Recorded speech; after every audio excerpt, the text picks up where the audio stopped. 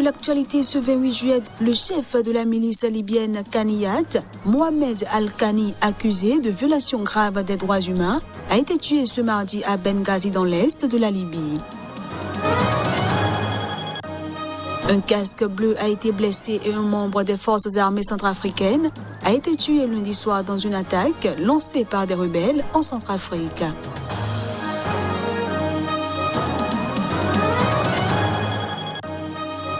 Et puis l'ancien président ivoirien Laurent Gbagbo a appelé ce mardi son successeur Alassane Ouattara à libérer les prisonniers arrêtés pendant la violente crise post-électorale de 2010-2011 et qui sont toujours en prison.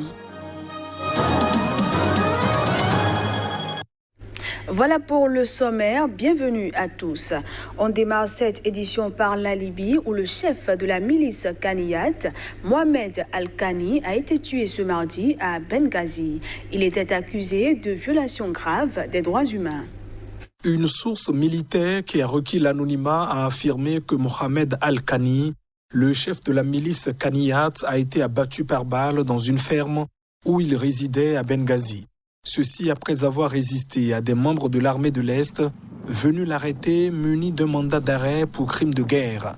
La milice Kaniyat, qui comptait dans ses rangs 5 de ses frères, avait pris en 2015 le contrôle de la ville de Tarhouna à 80 km au sud-est de Tripoli.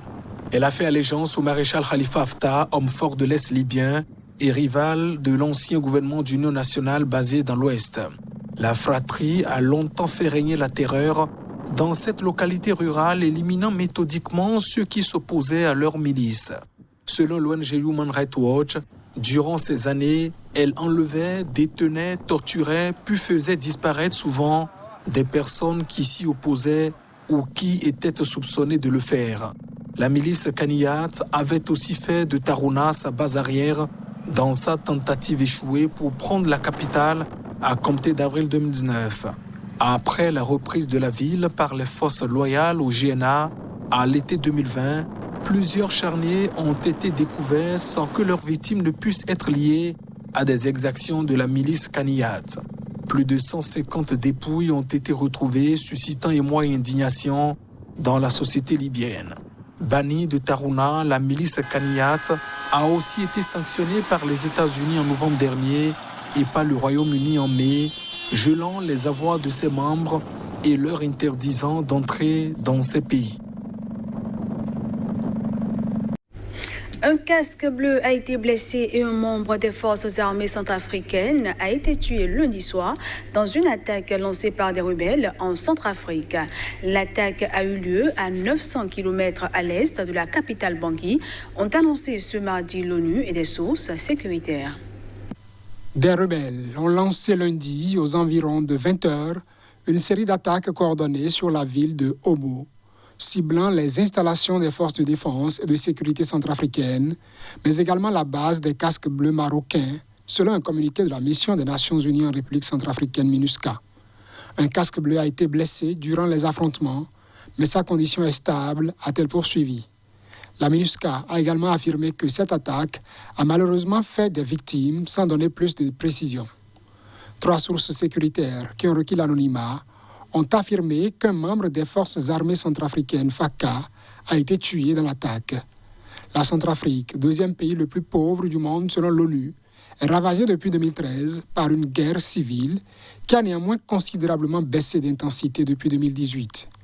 La MINUSCA a accusé des membres de l'Unité pour la paix en Centrafrique, UPC, un des principaux groupes armés rebelles, d'être derrière cette attaque.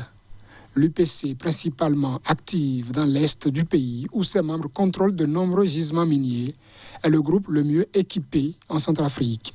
La MINUSCA condamne avec force ces attaques contre les populations et son personnel, qui constituent des violations du droit international humanitaire, et rappelle que de tels actes pourraient constituer de crimes de guerre, selon le communiqué de l'ONU. Les forces gouvernementales ont réussi depuis fin décembre 2020 à reprendre aux rebelles les agglomérations et une bonne partie des 2/3 du pays qu'ils contrôlaient depuis plusieurs années, essentiellement grâce au renfort de soldats rwandais et à la présence de centaines de paramilitaires russes combattant à leur côté. Le président ivoirien Alassane Ouattara a reçu ce mardi son prédécesseur Laurent Gbagbo au palais de la présidence. Il s'agit d'une première rencontre entre les deux hommes depuis la violente crise post-électorale née de la présidentielle de 2010 qui les opposait. Sur le perron du palais présidentiel, Alassane Ouattara accueille Laurent Gbagbo. Leur dernière rencontre remontait au 25 novembre 2010, date à laquelle ils s'étaient affrontés dans un débat télévisé quelques jours avant le second tour de la présidentielle. Cette élection avait débouché sur une grave crise, faisant 3000 morts, née du refus de Laurent Gbagbo de reconnaître sa défaite. Laurent Gbagbo avait ensuite été arrêté et poursuivi devant la Cour pénale internationale, la CPI, pour crimes contre l'humanité. Mais définitivement acquitté en mars par la justice internationale, il a pu faire son retour en Côte d'Ivoire le 17 juin dernier, grâce au feu vert du président Alassane Ouattara. Laurent Gbagbo s'est d'ores et déjà placé en opposant au chef de l'État, en l'appelant notamment à respecter les textes, en référence à sa réélection en 2010 pour un troisième mandat controversé au cours d'une présidentielle boycottée par l'opposition qui jugeait ce nouveau mandat inconstitutionnel. À l'issue de cette rencontre, l'ancien président Laurent Gbagbo a appelé son successeur Alassane Ouattara à libérer les prisonniers arrêtés pendant la violente crise post-électorale et qui sont toujours en prison. On le suit. Au moment de la crise de 2010-2011 et qui sont encore en prison. Alors, j'ai dit au président, et vous serez d'accord avec moi, que j'étais leur chef de file. Et moi, je suis dehors aujourd'hui. Et ils sont en prison. Et j'aimerais que le président fasse tout ce qu'il peut pour les libérer. Allons en Tanzanie où un tribunal a décidé ce lundi de poursuivre pour terrorisme un des leaders de Chadema, principal parti d'opposition. Son arrestation la semaine dernière a suscité des critiques à l'encontre de la nouvelle présidente. La procureure générale Esther Martin a affirmé lundi soir à des journalistes après l'audience que Mbowe était poursuivi pour financement du terrorisme et complot terroriste. Freeman Mbowe a été arrêté avec ses compagnons lors d'un raid nocturne de la police à Mwanza, une ville du nord-ouest où il prévoyait un rassemblement pour demander des réformes constitutionnelles malgré les restrictions imposées par les autorités en raison de la pandémie de coronavirus. Le parquet a affirmé que ces charges n'étaient pas liées au rassemblement de Mwanza, mais à des faits remontant à l'année dernière ailleurs en Tanzanie.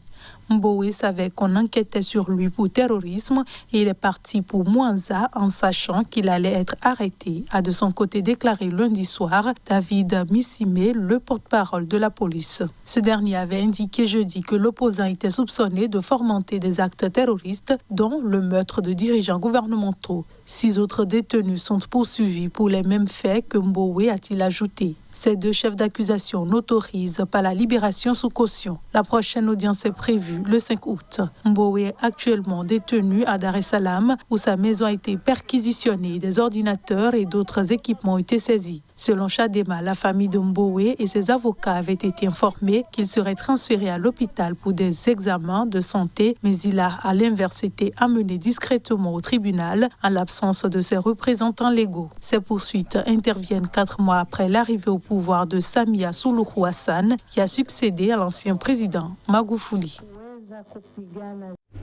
Et pour finir cette édition, Ibuka, la principale association de survivants du génocide au Rwanda, a salué ce mardi l'extradition d'un génocidaire présumé dans le pays. Il y sera jugé pour avoir organisé des massacres en 1994. À Kigali, les procureurs ont annoncé que Venant Rutunga, 72 ans, est arrivé au Rwanda ce lundi soir en provenance des Pays-Bas où il était détenu depuis 2019 après la publication par le Rwanda d'un mandat d'arrêt à son encontre. L'extradition du génocidaire présumé au Rwanda où il sera jugé pour avoir organisé des massacres en 1994 a été saluée ce mardi par la principale association de survivants du génocide, Ibuka. Chaque fois qu'un fugitif de haut niveau est extradé, il s'agit d'un pas dans la bonne direction pour la justice. Cela a pris des décennies, mais nous saluons l'extradition au Rwanda de Venant Rutunga, qui fut responsable du meurtre de nombreux Tutsis avec lesquels il travaillait et qui vivait près de chez lui, a déclaré Naftali Aïcha Kié, secrétaire exécutif d'Ibuka. Expert en agriculture, Venant Rutunga est accusé d'avoir mobilisé des soldats pour faire exécuter des Tutsis. Au moment du génocide, il dirigeait un institut public de recherche dans le sud du Rwanda. Venant Rutunga est le 3e suspect de génocide à être extradé depuis les Pays-Bas, après Jean-Baptiste Mujemba et Jean-Claude Iyamuremie en 2016. Les autorités rwandaises ont remercié les Pays-Bas pour leur coopération continue en matière d'assistance légale mutuelle et de contribution aux efforts globaux pour combattre l'impunité. Orchestré par le régime extrémiste Hutu au pouvoir, le génocide contre la minorité Tutsi a fait au moins 800 000 morts entre avril et juillet 1994. Et voilà, mesdames, messieurs, ce sera tout pour cette édition que je vous remercie d'avoir suivi.